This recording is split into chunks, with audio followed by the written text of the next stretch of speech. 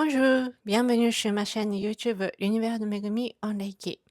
Pour ceux qui découvrent pour la première fois, bien enchanté, je m'appelle Megumi.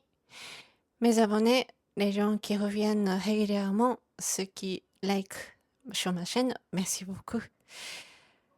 Vraiment, jusqu'à ce que j'ouvre ma chaîne, je ne pouvais pas savoir. Mais il y a des choses que, oui, je ne peux pas savoir avant de le faire. Et je trouve que c'est vraiment précieux, tous ces likes et tous ces commentaires sympathiques et les messages personnels aussi. Merci beaucoup. Pour ceux qui découvrent pour la première fois ma chaîne, je me présente vite fait. Je suis japonaise, je vis en France depuis plus de 20 ans. J'enseigne et je donne des séances de Reiki. Reiki est une méthode de bien-être qui est née au Japon il y a plus de 100 ans, qui est bien répandue dans le monde entier. Donc, en France aussi, il y a beaucoup de praticiens Reiki. Hem, sur ma chaîne, je parle des choses assez librement. C'est toujours avec mon point de vue, mais en espérant, en souhaitant de nous apporter à nous tous le bien-être et le mieux-être et la prise de conscience. Peut-être ça ne parle pas à tout le monde et ça ne touche pas à tout le monde, mais comme par hasard, nous pouvons tomber sur, une vidéo comme ci, comme ça. C'est comme les oracles, parfois ça nous parle et ça aussi c'est super. Donc voilà, je partage en tout cas mes points de vue et mes vécus à travers la pratique du Reiki, le bienfait du Reiki, et cetera. Donc je ne sais pas dans quel ordre je vais publier les vidéos. De toute façon, vous avez remarqué que je m'habille toujours les mêmes vêtements, donc c'est le même jour, où j'ai tourné, j'ai filmé. En tout cas, c'est la série, qui est bien inspirée par la portail, l'ouverture du portail du lion. Quelle serait, notre dignité? Quel serait le respect que nous pouvons donner à nous-mêmes? Qu'est-ce que nous voulons? Qu'est-ce que nous souhaitons? Qu'est-ce que nous souhaitons pas? Qu'est-ce que nous aimons? Qu'est-ce que nous ne aimons pas?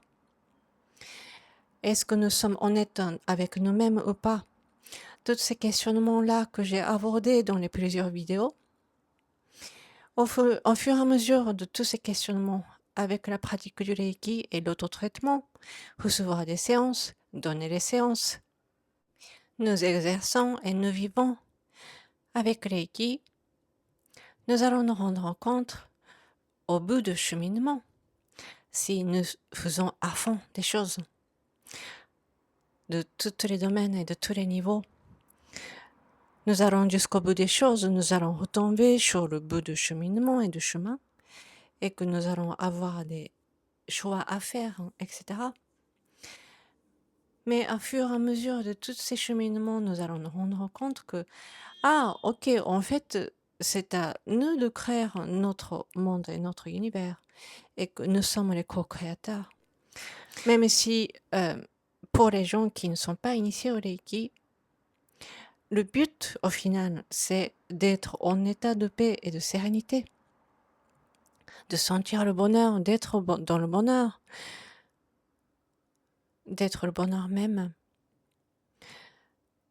Juste quelques minutes, juste quelques heures dans la journée, peut-être plusieurs fois de reprise dans la journée, pendant une semaine, pendant un mois.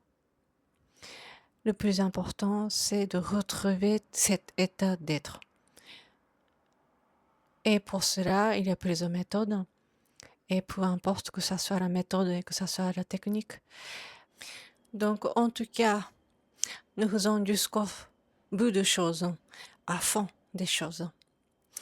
Donc, par rapport au sujet et le titre de cette vidéo, le bateau qui coule.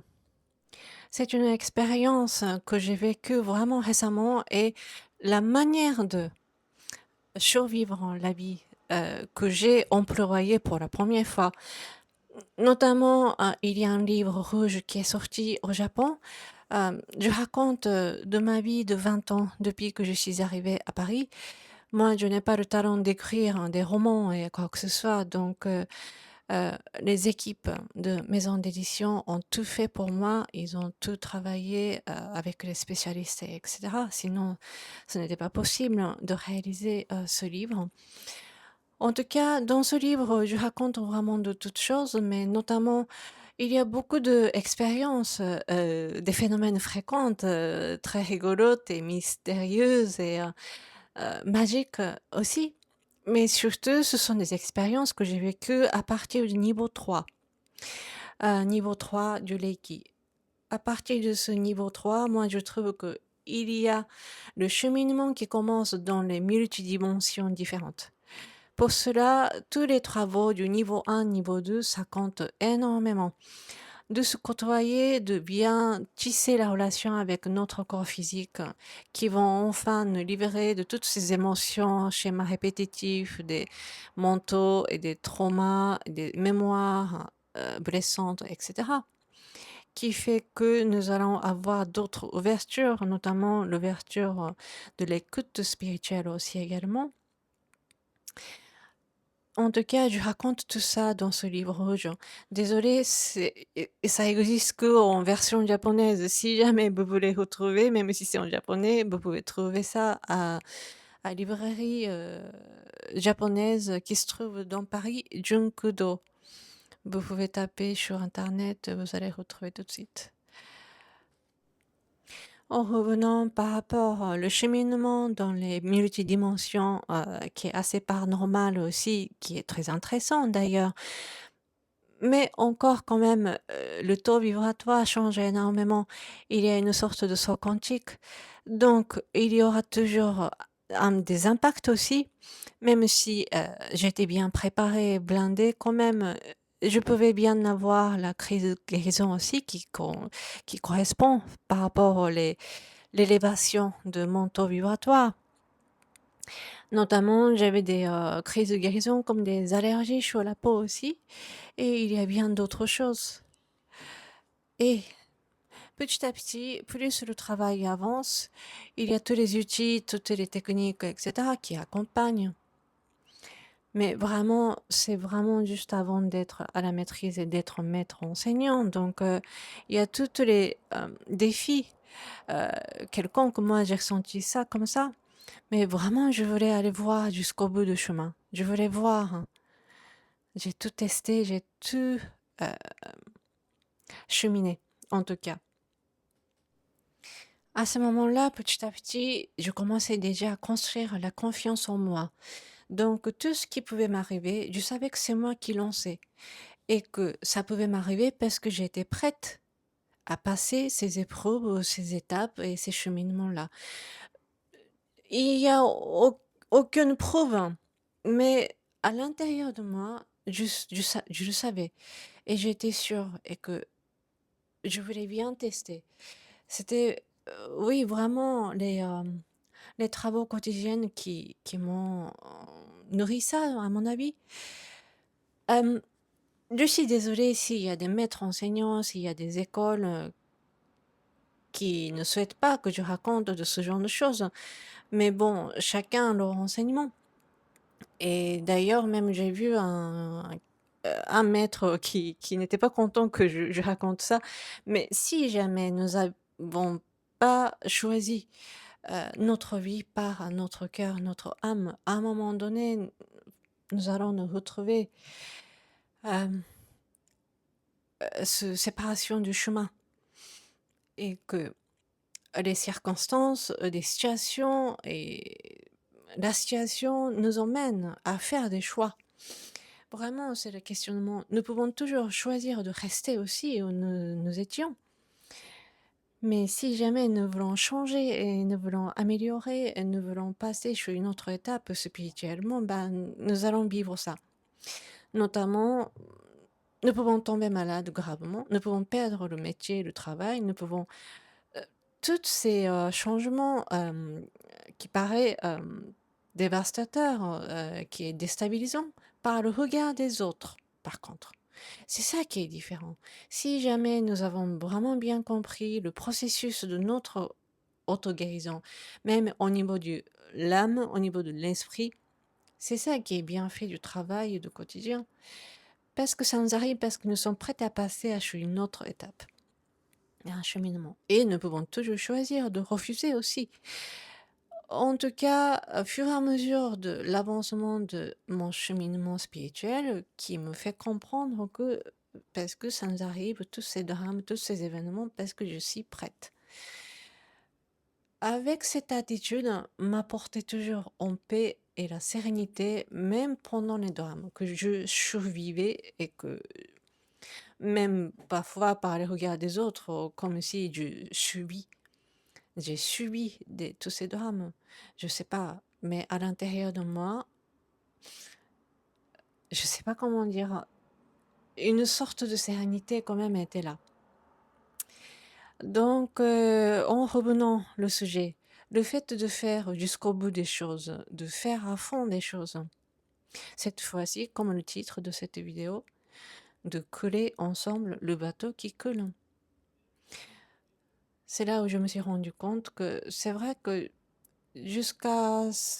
à ce moment-là, ces périodes-là, peut-être que je vivais toujours avec une seule façon. C'est-à-dire que comme si c'est un peu métaphore, hein, mais s'il y a des difficultés ou des l'enfermement par la situation dans la vie, j'ai toujours pu profiter de changer en une chance, en trouble à la chance, à quelque sorte. Donc comme si j'ai eu des ailes et que j'ai toujours cherché à m'envoler au bon moment. Mais ce que j'ai vécu et ce que je raconte dans ce livre rouge, c'est que c'était la première fois, je ne savais pas où je voulais aller. C'est pour ça que je suis bien consciente, parfois ce n'est pas facile de savoir ce que nous souhaitons. Par la circonstance de vie, ça nous arrive de plus savoir ce que je souhaite, ce que nous souhaitons. Quel serait le prochain passage je souhaite y aller? C'était vraiment intriguant. Oui, je ne mens pas. À la fois, j'ai été angoissée, à la fois, j'ai été inquiète. Je faisais tout ce que je pouvais faire concrètement, pas que la pratique du Reiki. Avec moi, c'est toujours ensemble, hein, tout ce qui est spirituel, invisible. Évidemment, il faut faire tout ce qui est concret et réaliste aussi. En faisant tout cela, en même temps, je savais, ah, ok, je sais pas, la vie ou la présence quelconque essaie de me pousser à aller à d'autres mondes et d'autres façons de vivre. Parce que je suis capable de passer sur une autre étape. Et à la fois, j'ai été vraiment embêtée, mais à la fois, c'était la première fois. Ok, je ne cherche plus à m'envoler maintenant, je ne cherche plus à m'enfuir, je ne cherche plus à sauter, changer le camp, comment dire? Pas changer le camp, mais changer là où je suis connectée avec mes pieds. Je vais couler avec le bateau sur lequel je vis. Et notamment, comme expérience, j'ai vécu pour la première fois une opération que j'ai ouvert mon ventre. Oui, c'était quelque chose, hein. Je n'ai pas pu éviter. J'ai tout fait, tout ce qu'il me fallait. J'ai voulu éviter d'avoir cette opération. J'ai demandé à tous mes amis du Reiki de me mettre en disposition de Reiki. J'ai tout fait. Mais comme j'ai décidé de couler avec ce bateau jusqu'au fond de la mer, dans le noir total, je me dis, ok, c'est ça que je vais passer. Je vais traverser ça, ce cheminement noir de ténèbres. Ok, je vais faire ça. Mais l'opération était impressionnante. Vraiment, c'est là où je me dis la première fois, ok, ça y est, je meurs, c'est la fin. Sur le lit de l'opération métallique qui était très froid et dur, je sautais de haut en bas comme ça. Je sais pas, je pense que l'équipe était sincère, mais à mon avis, la dose de l'anesthésie était pas bonne, je sais pas. J'ai mon cœur qui se battait et puis je sautais de haut en bas, haut en bas, haut en bas, haut en bas. OK, OK, OK, ça y est, ça y est. Mais tout ce que je peux transmettre en tant que maître enseignante de Reiki et praticien de Reiki, je n'ai pas pu éviter de l'opération, mais je n'ai pas perdu mes organes. Je suis en forme et je suis même encore plus vivante qu'avant et que je suis heureuse. Et surtout, à ce moment-là où j'ai compris, que j'ai été convaincue que je vais terminer ma vie, il y a un mot qui est sorti. Merci beaucoup, ma mère. Mahalo. Il y a un titre qui est sorti. Mahalo, c'est en hawaïen. Ça veut dire merci. J'ai pu remercier à ma mère. Je sais pas, j'ai entendu dire même kamikaze, les gens qui vont mourir, ils vont tous citer, dire merci maman ou maman. Désolé, hein, tous les papas, mais apparemment nous pensons toujours maman. C'est là où nous allons rentrer peut-être. La terre-mère, je sais pas. En tout cas, cette sérénité-là, je ne peux jamais oublier. Et j'étais vraiment fière, hein. J'étais vraiment convaincue et j'étais satisfaite de tout ce que j'ai pu faire, tout ce que j'ai fait pour moi à fond. Et j'ai pu demander des aides aussi. J'ai pas cherché à être tout le temps indépendante, hein. J'ai été bien consciente de mes capacités, tout ce qui dépasse de mes capacités, j'ai pu demander des aides.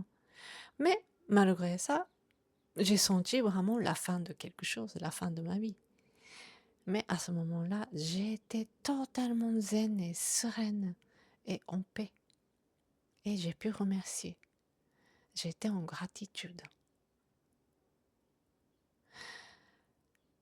Et l'infirmière commençait à compter.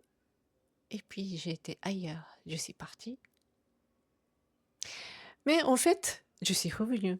Mes yeux sont ouverts. À ce moment-là, je me dis, ok, j'ai encore des choses à faire. Je suis revenue sur cette terre. Ok, qu'est-ce que je peux faire? C'est là où vraiment ça a tout à recommencer. J'ai été vraiment boudée. J'ai tout jeté ce qui était Reiki. J'en avais marre. Oui, j'ai voulu vraiment, même si je savais que je disais aux autres que oui, Reiki c'est une amélioration du corps et de l'esprit et de l'autre guérison. Praticien de Reiki n'est pas une guérisseuse. Mais j'ai souhaité que je me guérisse. Mais je n'ai pas pu éviter de ces drames. J'ai été toute seule. J'ai été en divorce. Ma famille était loin. Je me sentais vraiment seule. Je me dis que je vais vraiment mourir à l'étranger. Mais je suis revenue. J'ai voulu Reiki. J'ai tout jeté. Mais sur les traces de l'opération, j'avais mal au ventre. Je mettais mes mains. Sans que j'aie voulu, sans que je me rende compte, je mettais toujours mes mains. Oui, Reiki était là. C'est pour ça que je peux dire, même s'il y a eu des séparations, s'il y a des liaisons au niveau de l'âme, ça revient toujours. Donc Reiki aussi a survécu dans notre relation, dans la relation entre moi et Reiki a survécu. C'est pour ça que j'ai tout réétudié, j'ai tout revu. De tout ce que j'ai appris, ce qu'on m'a enseigné, j'ai tout revu de zéro. J'ai trouvé des choses qui manquaient, qui avaient des failles, je faisais des erreurs, je me trompais aussi. J'ai tout revu. Comme ça que je suis passée à la maîtrise. Vraiment, ça me fait penser à le passage ténèbres de Inanna, c'est ça? La féminin sacrée. De se disparaître jusqu'aux cendres. Même ces cendres vont disparaître. Ne lâchons tous ces pouvoirs et de positionnement social des classements sociaux, tout ce que nous avons possédé, les biens, objets, des relations qui étaient le plus chères, des souvenirs de tout, tout, tout, tout, tout. Nous ne serons plus qui nous étions. Même nous perdons notre identité jusqu'à ce que nous sommes en cendres. Et il y a cette renaissance. La remontée de mon âme, la remontée de ma vie. Moi, j'ai survécu ça. Moi, j'ai vécu ça. Donc voilà ce que je peux tout simplement partager. Si jamais il y a des gens qui sont en difficulté, il y a des gens qui se sentent seuls, qui se sentent d'être dans le ténèbre, dans le noir, il peut y avoir des miracles, il peut y avoir des choses. Et donc voilà, cette histoire de bateau qui coule, vraiment c'était super, un bon apprentissage pour moi. Nous pouvons toujours décider et souhaiter. Merci d'avoir regardé jusqu'à la fin. ありがとうございました。On va se retrouver sur les autres vidéos. またね。À bientôt.